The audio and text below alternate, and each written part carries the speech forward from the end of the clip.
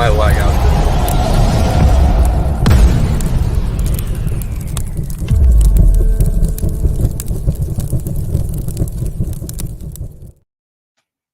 What is up, everybody? This is the Chicago Sports Talk, Michael, back at it again. This is the Undisputed podcast, episode 6. Well, to recap what happened last episode, the individual who I'm going to introduce was on here when we buried the hell out of Hurricane Mike. So, I do want to mention this dude's name. He's a Arizona Cardinals fan. I want to welcome TRL to the panel real quick because we are doing a preview of the Chicago Bears taking on the Arizona Cardinals. And let me just say this: the fact that it's a 4:25 p.m. game is a joke. Yeah, the NFL really took a big L on putting the Cardinals and the Bears a Not bad. game. Shit, So, my internet's about to fuck up. Hold on, I'm trying to go into an area where I have service. Fuck, because I'm not home right now. what's up, Get On Kid? What's up, Spongy? And that random editor says Kyler better ball out if the Cardinals need to keep him. Okay. So going into this game, all right. I'm looking at the betting odds. The Bears are favored by 4 points.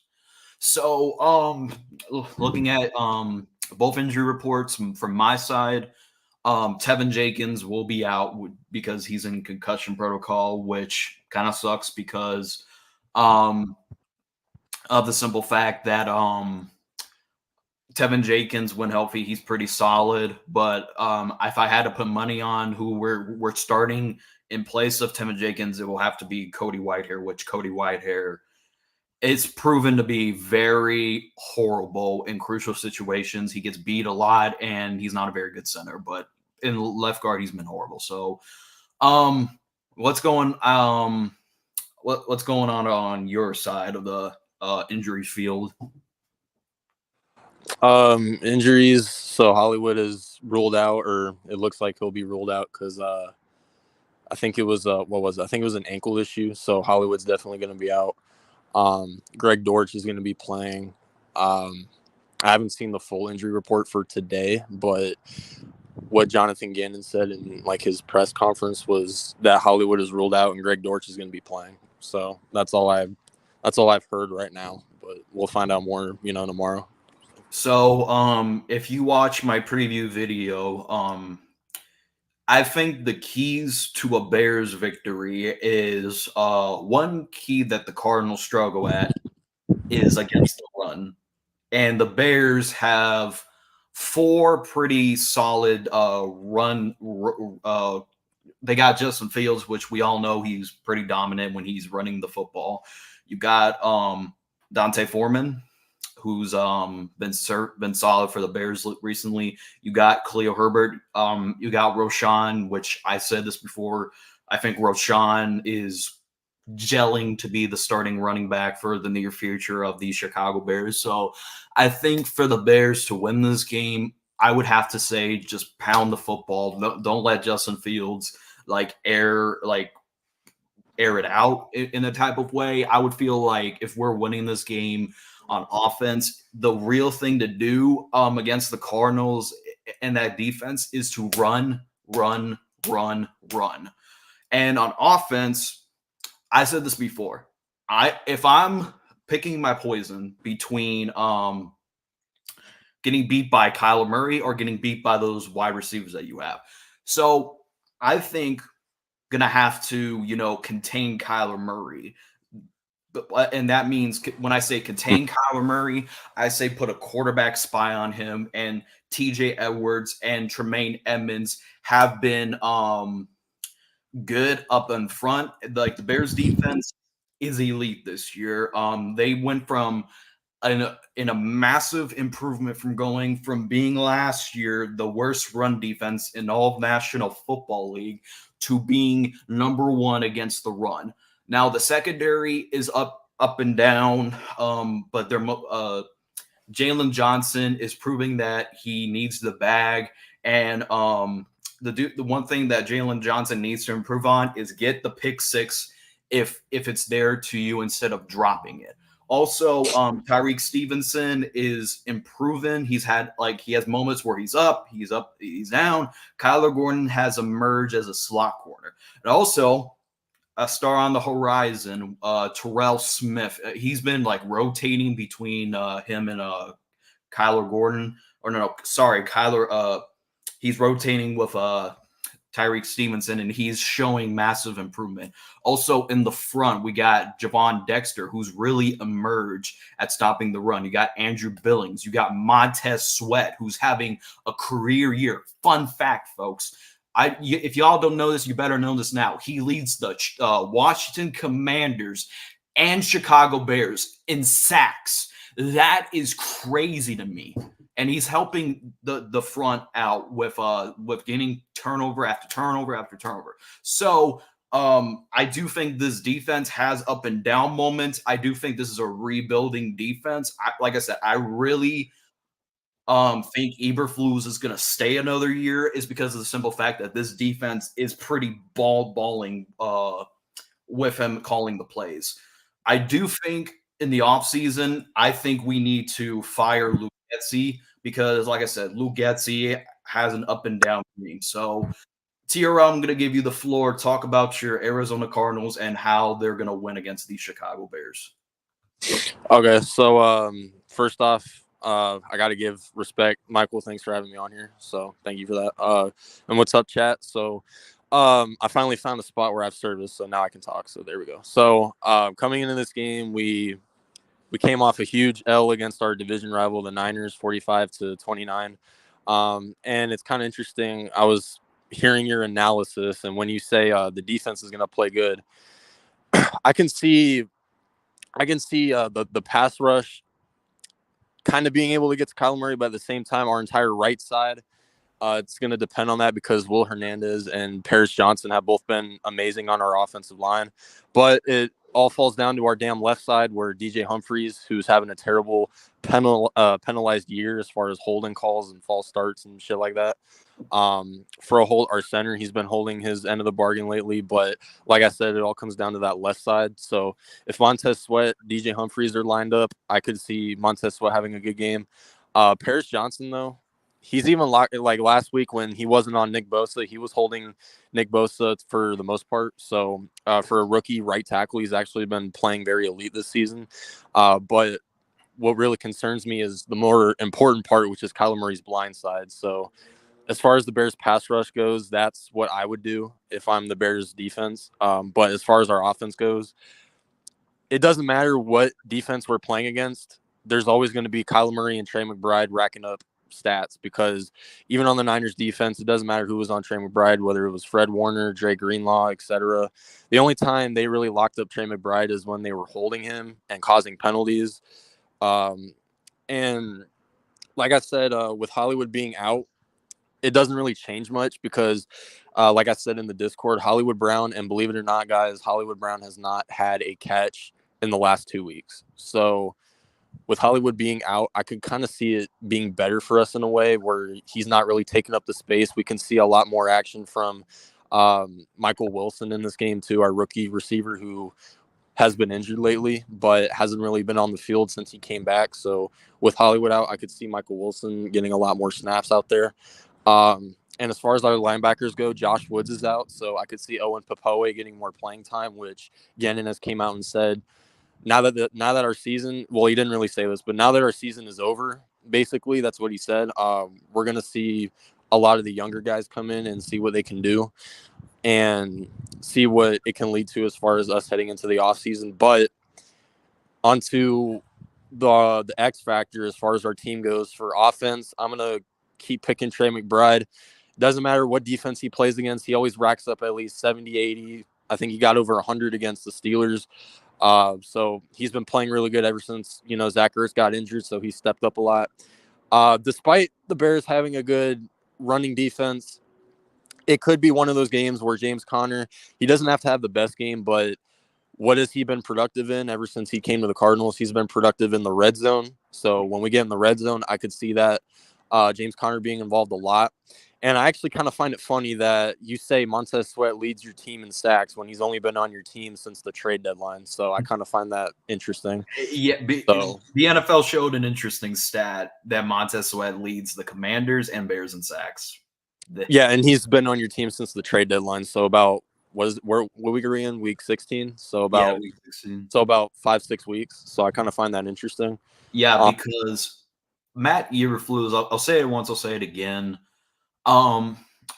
I think he is gonna just get another year because of the simple fact that this defense is balling under him. I do believe that one person in particular should go, and that is Luke Getsy. And when it comes to Luke Getsy, he's pretty up and down. Like the opening drive, he scores on the opening drive, and then it's just like all these screen passes, like against the Vikings where we barely won by a field goal. All of Justin Fields' passes were beyond not 15 yards if you don't include that play where he threw a beautiful ball to DJ Moore to get the Bears in field goal range to win that game. So when it comes to Luke Getsy, he's I don't necessarily like fault him because this is his second year play calling. He's never called plays before, and necessarily I do think some of the plays like it works like one time, and then when in the following drive, he falls in love with it and uses it constantly. And there was one play in particular going to last game against the Cleveland Browns where we did a sweep, but it was the wrong player. We gave it to Tyler Scott, and we gave it. We should have gave it to Velus Jones Jr., who's should be getting the reps as the jet sweep goes. So, going into this game, like I said, the only reason why the Bears are favored for two reasons, because they're the home team and they have the better record, and that's why they're the four-point favorites. okay, Also, but what people won't bring up is that since Kyler Murray came back, he's 2-3, and all 5 of the teams that he's played at that time were all in the playoff picture. And you can make the excuse, oh, it was Taylor Heineke, Desmond Ridder, and it was Kenny Pickett and Mitchell Trubisky. But at the same time, at the time when he was playing those teams, they were looking good and they were in the playoff picture. I don't know. I think Atlanta and Pittsburgh are out now, but at that time they were in the playoff picture. So technically, he's 2-3 against 5 playoff teams since he came yeah, back. I was like, Kyler Murray. I do feel like you're going in the right direction, but I think you need one playmaker on that offense to solidify where the Cardinals go. Right now, you don't, but you're getting something. It kind of reminds me of last year when the Bears didn't really have any receivers. It was Dante Pettis and Equanimeous St. Brown. And we had to rely on Justin's legs and majority of the time. And the only solid weapon that I can say that was good for the Bears last year, if you don't want to include Darnell Mooney, which Darnell Mooney tore his Achilles that year, a healthy was Cole Kmet that whole year. So I do feel like in some similar ways, the Cardinals are going in the right direction. They just need one playmaker on that offense. Now, if you don't know, the Bears are only in position to get the first overall pick because Sir Ryan Poles fleeced the Carolina Panthers. He got the Bears in position to have the first overall pick for back-to-back years because of the simple fact that the Panthers got awful. And also, the Cardinals are training to the number 1 pick as well.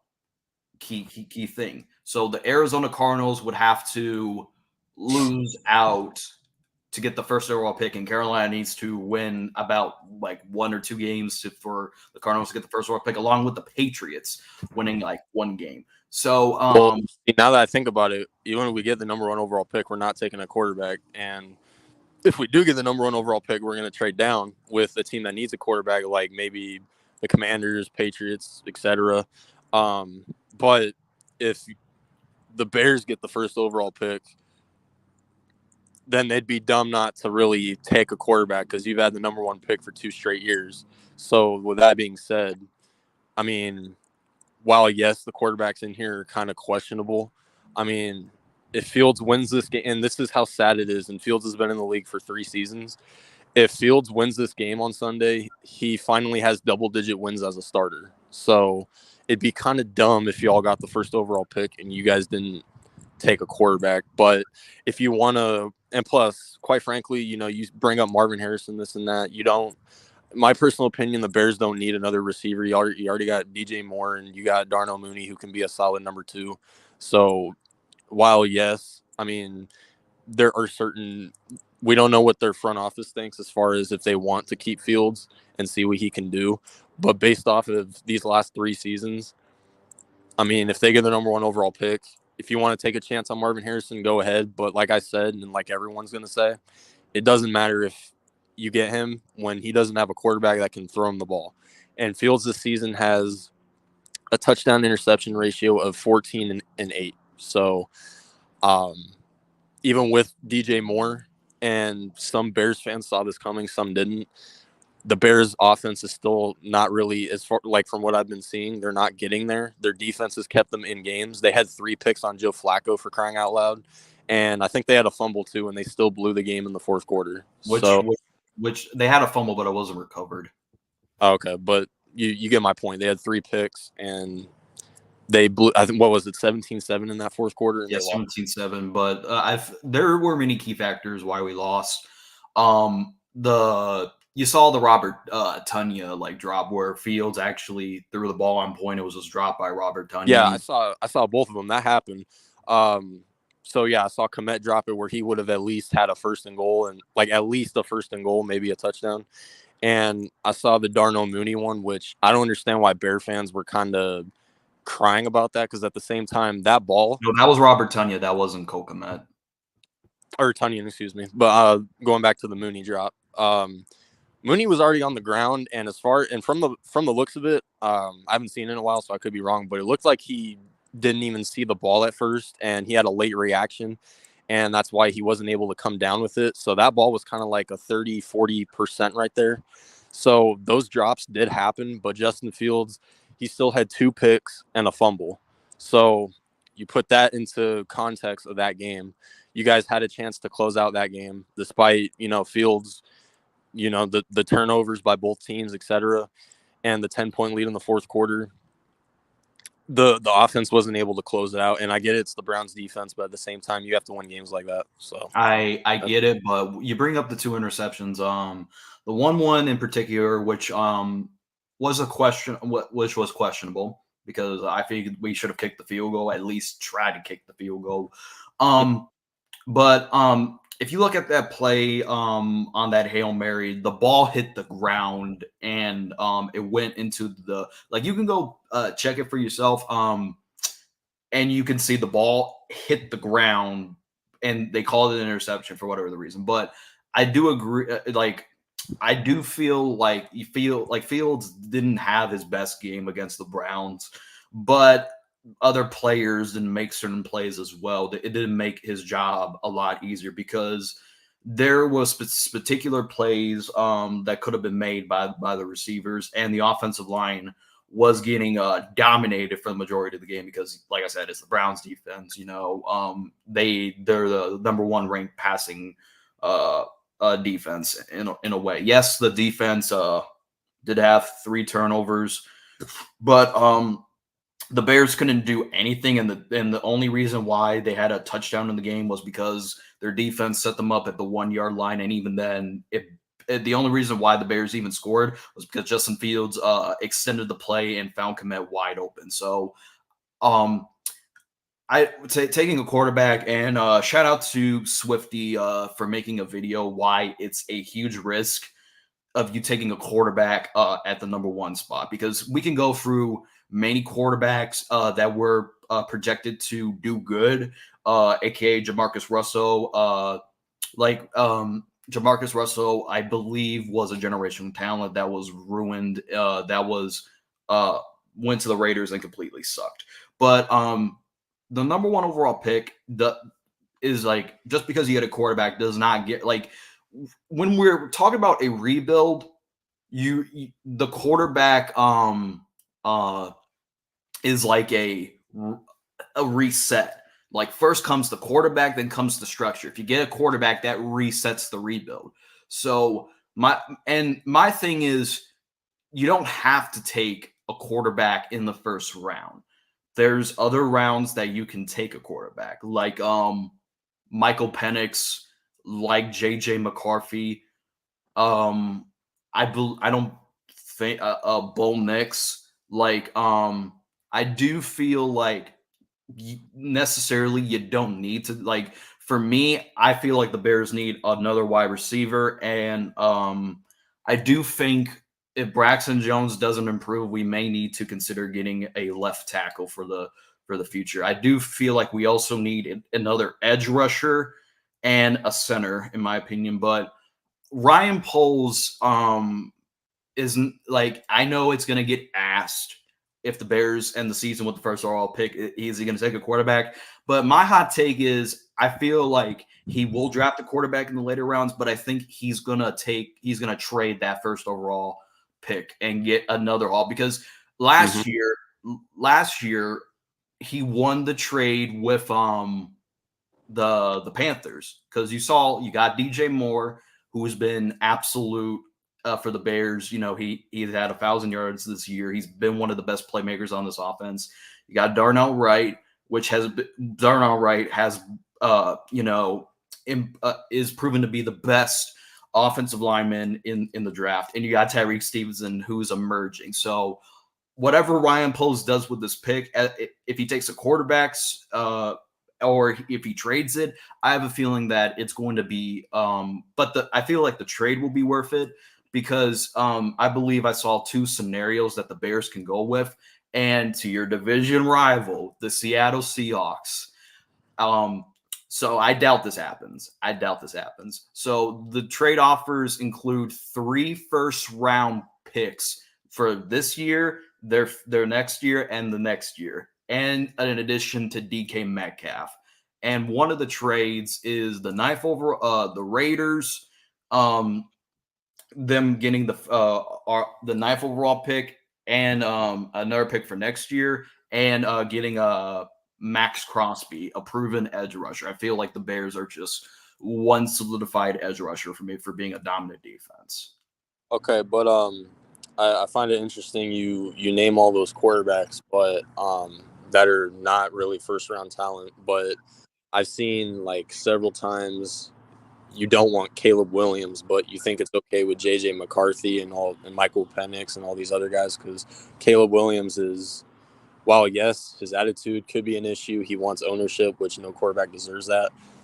His talent is way better than JJ McCarthy, and I guess Bo Nix could be debatable, but Fuck um, Donnie. yeah, this dude Donnie. But anyway, but yeah, like you say that, but at the same time, you're looking at 2 first round picks in the top 5. So while you could even, like, you don't even need to draft one first overall. Like, you can maybe use, what pick are y'all at right now, 5th or 6th with your, The 5th. yeah. So you can, like, even if you don't want Caleb Williams, I mean, you can wait for Jaden Daniels or somebody like that, or you can just trade down, which, yeah, but at the same time, I find it interesting that you say that, because Fields is in year 3. He's only won 9 games. So what you're saying is you'd rather keep a quarterback that has proven to be trash than take a chance on a quarterback that's unproven and could lead your team to success in the future? Well, I wouldn't say more. Like, if you look at the draft and you look at all the quarterbacks, you look at Caleb, you look at Drake Maye, you look at Jalen Daniels, you look at even Bo Nix, even look at Michael Penix. Um, Caleb Caleb was leading the Heisman Trophy conversations, but that Notre Dame game had some question marks because Caleb Williams has the same problems as Justin Fields, but Caleb holds on the ball for triple amount of time as Justin Fields. And Caleb Williams this year has struggled against top 20 top 25 defenses.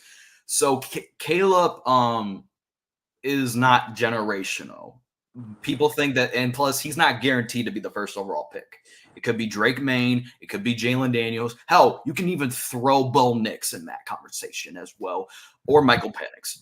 But the thing is, these quarterbacks are not generational, and this is why you all need to stop listening to the national media, because generational gets thrown every 3 years. Like I remember 3 years ago, or about, if you turn back the clock, Jameis Winston was literally a Heisman Trophy winner, and look at where he's at, and you look at Jamarcus Russell, the only quarterback that has proven to win a Super Bowl by getting drafted by the first overall pick was Peyton Manning, and the term generational, the only quarterback was considered generational was Andrew Luck, and he didn't win a Super Bowl because he went to the Colts. But I you saying that I don't want to take a chance on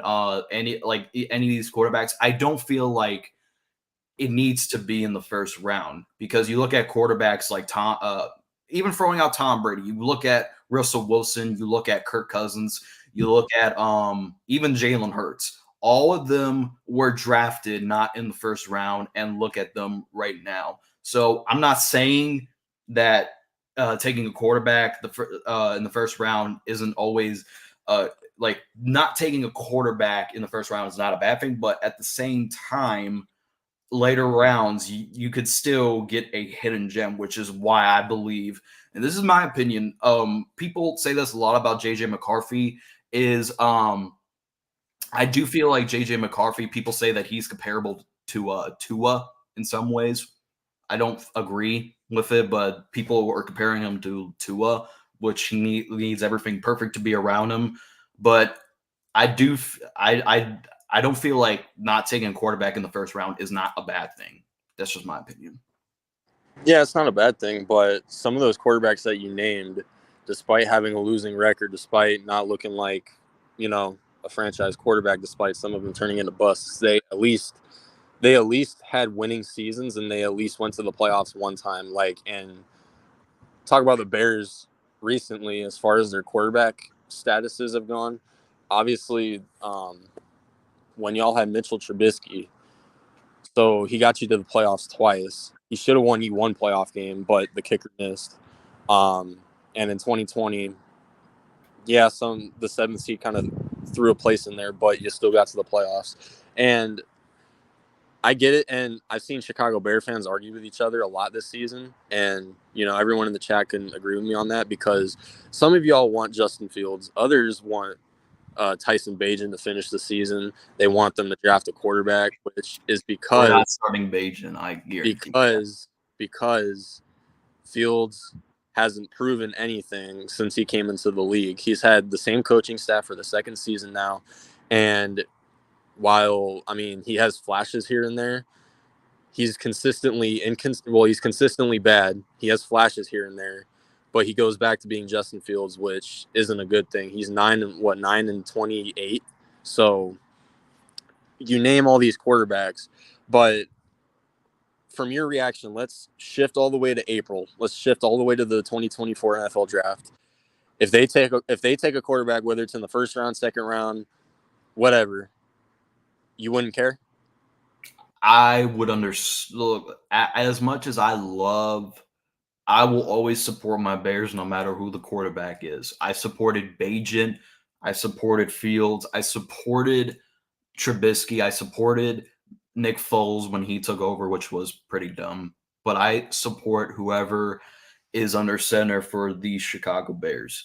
So if we were to take a quarterback in the first round, would I be mad about it? A little bit. But at the same time, the NFL is a business. But looking at it from a perspective of a rebuild, you start with the quarterback, and two things could happen, TRL. Maybe Caleb Williams.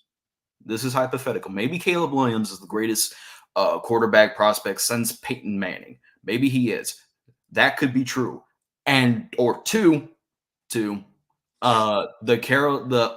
franchise could be set back years, because if you look at a team like the Panthers who spent their whole entire franchise, but the owner wanted Bryce Young, and their organization wanted the front office and coaching staff wanted Stroud.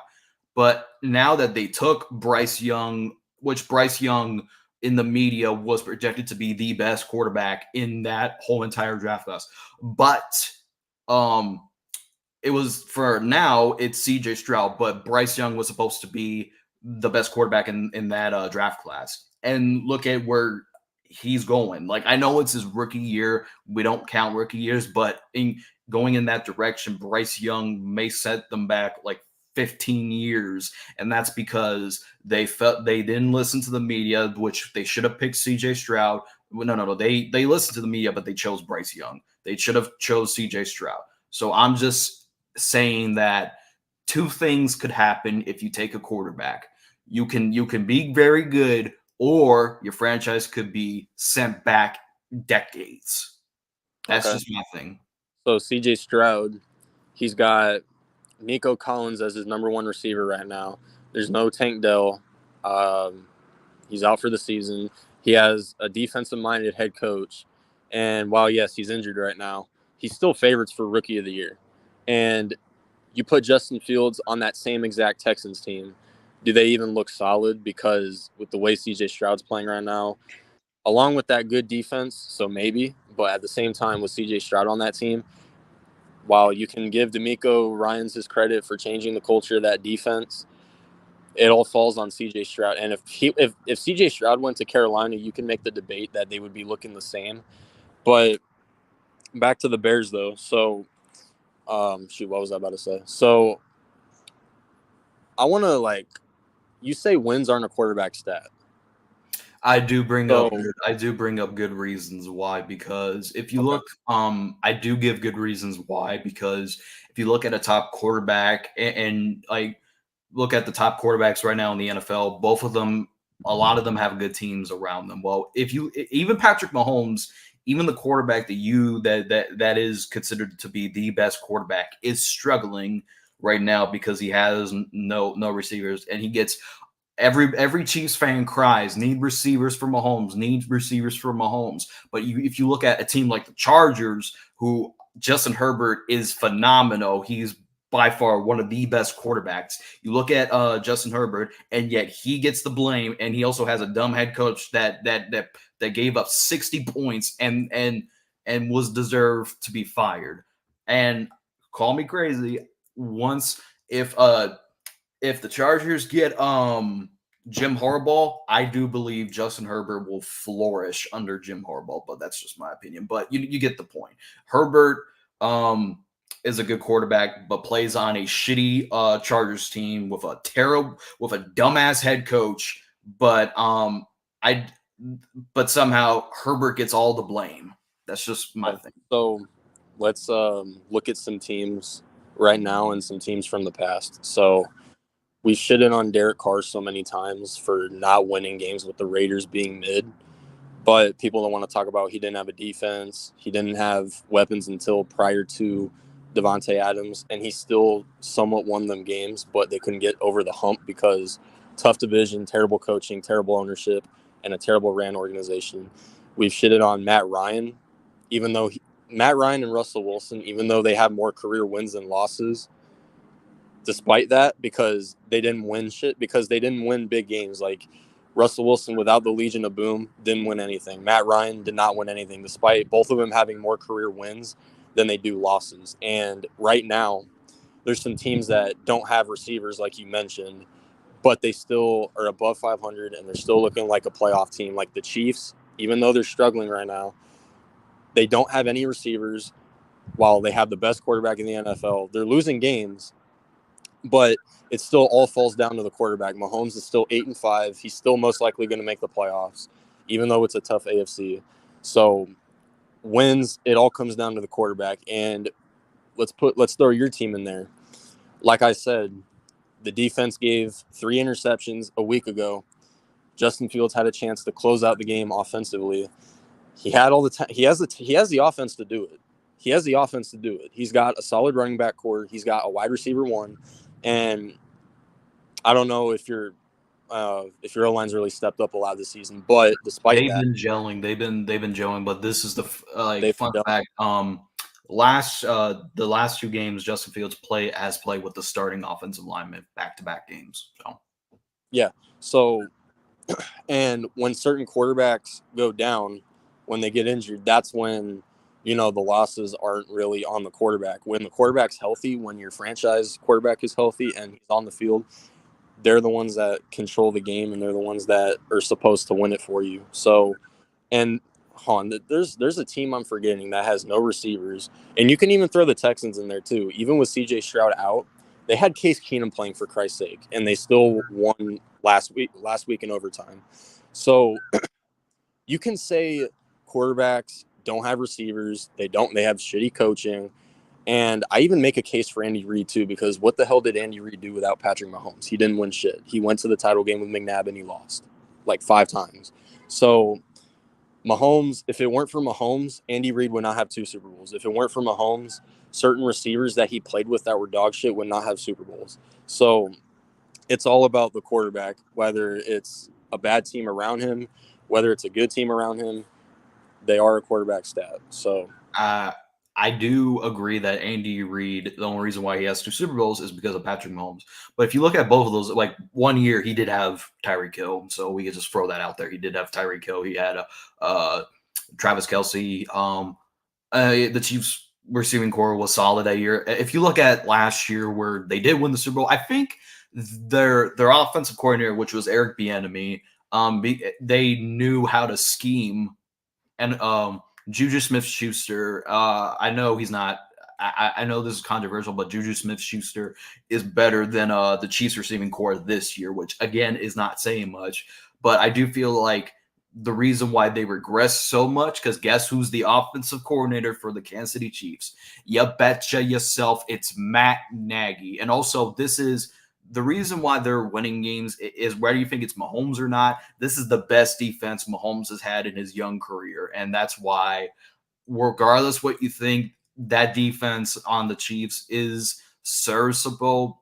Like I said, this is the best defense Mahomes has had in his young career. But when I say that quarterback wins are not a stat, I bring up good reasons why. Is because if you look at a team like the Buffalo Bills and you look at Josh Allen, he won the game. He almost won the game against the Chiefs, but the Bills defense blew the game in 13 seconds and they lost in overtime. Yet that still is on him. I don't blame Josh Allen. So when it comes to a win-loss, I look at a perspective. Yes, quarterbacks can influence the game, but overall, I do think it shouldn't be a quarterback stat. But like I said, people have their opinions. yeah. So, but like I said, I got 5 to 10 minutes and then I got a dip. So, for the Bears and Cardinals, though, what I do expect is Kyler Murray and Trey McBride on offense to keep looking good. And as far as our defense goes, I could see our secondary having a solid game. When it comes to our pass rush, though, fun fact, we have not recorded a sack in our last 3 games. Just So like the Bears last year, the Bears didn't sack the quarterback last year. yeah, so our D-line has not recorded a sack in the last 3 weeks since the the Rams game where we got demolished. So basically, with Tevin Jenkins out, I could see our D-line finally getting there, but it depends because we are facing a mobile quarterback. So if we struggle to get a sack, I mean, the stats don't lie. We suck as far as our pass rush goes this season, which is, even though with a defensive-minded coach and a defensive coordinator that is good for pass rushing, it kind of does blow my mind. But at the same time, we absolutely have nobody on our pass rush. So there's that. But offensively, what was I about to say? I could see Connor like having a solid game again. Despite the defense that the Bears have, I feel like our offense can go clicking, especially in the second half, because in the first half, they have proven that in the first half they kind of stay in there, but in the second half they don't do shit. I feel like this week is going to be the exact opposite, where we start off slow and then we're able to make adjustments, because the Bears in the second half have proven to not be as solid. So I could see it being a complete 180 for us, where we have a good second half, and in the first half we kind of start off slow. We may be going to halftime with the Bears leading a little bit, but it will be interesting to see how this game ends out, though. Yeah, I do expect a huge bounce back for this offense because they're going up against not a good defense. Like I said, they went up against the Browns this year. The game is no excuses. If I don't see at least 20 points or more, I'm gonna get disappointed in Luke Getsy. But this is my hot take. You know how I am with these hot takes. I said the Houston Texans were gonna be a sleeper team, and it was proven that I was right. This is going to be a hot take for a reason. Darnell Mooney has a bounce back game. I said it. This is my hot take. So I do expect the defense to continue playing good as they've been doing, but I do feel like the Cardinals on offense won't be able to like what's the word? Like I don't feel like you can make the plays that need to be in crucial moments uh get y'all to win that game, because y'all don't have the playmakers. So I think the Bears will win this one, but I'm keeping this in the back of my head while I'm doing this, because I do feel like this will be a close game. Give me the Bears 27-20.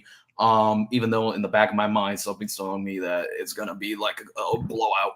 Like something in the back of my head is telling me otherwise. Blowout, yeah.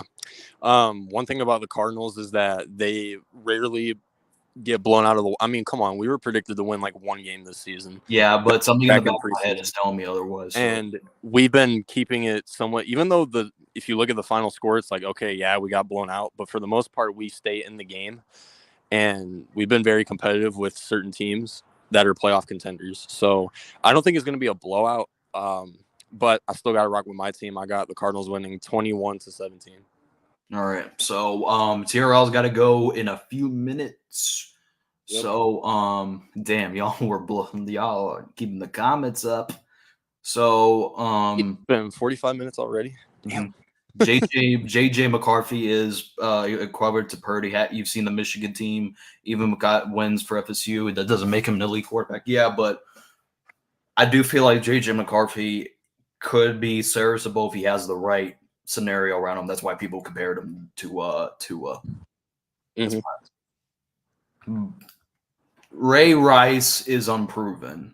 Also, if you wanna stream the game, like, I don't know if you're streaming it, but I'm gonna be streaming it. So if you want to hop on my channel and do it, then we can do that. But also, if you want to subscribe to TRL, his link is yep, is in the description. sub up Arizona sports content, Cardinals, Suns, Diamondbacks. So yep, that's me. All right, so I do want to thank everybody for showing up, including the individual TRL. Also, it's business when the Bears play y'all. 1 point, even if the Bears win 1 point, a win is a win and a loss is a loss. Yep. So this is the last winnable game that we have, or at least in my book. We got this, and then we got the Eagles and Seahawks to close out our season. So this is the last winnable game that we have. So hopefully this is the game that we win. We go out, good enough. I mean, 4 wins is what we had last year. So 4 wins this season would honestly be a surprise, because we haven't had Kyler for a majority of the year. So, I mean, honestly, the season, while yes, it sounds crazy, it's been a plus for us, just because we were supposed to be the worst team in football, and we're playing some pretty tough football. We just got to rebuild well. We got to do good in the draft. We got to get Kyler some good dynamic offensive weapons out there, and we'll be back to winning ways in a couple of years maybe. So It'll be interesting. But as far as the Bears go, would it shock me if they won? No, but I feel like this could be just one of those games where I feel like we're supposed to win. So that's how I feel. All right. So thank you everybody for coming on. TOP, random editor, Carcast, Spongy, and also YTC. So thank you all for coming, and thank you TRL once again.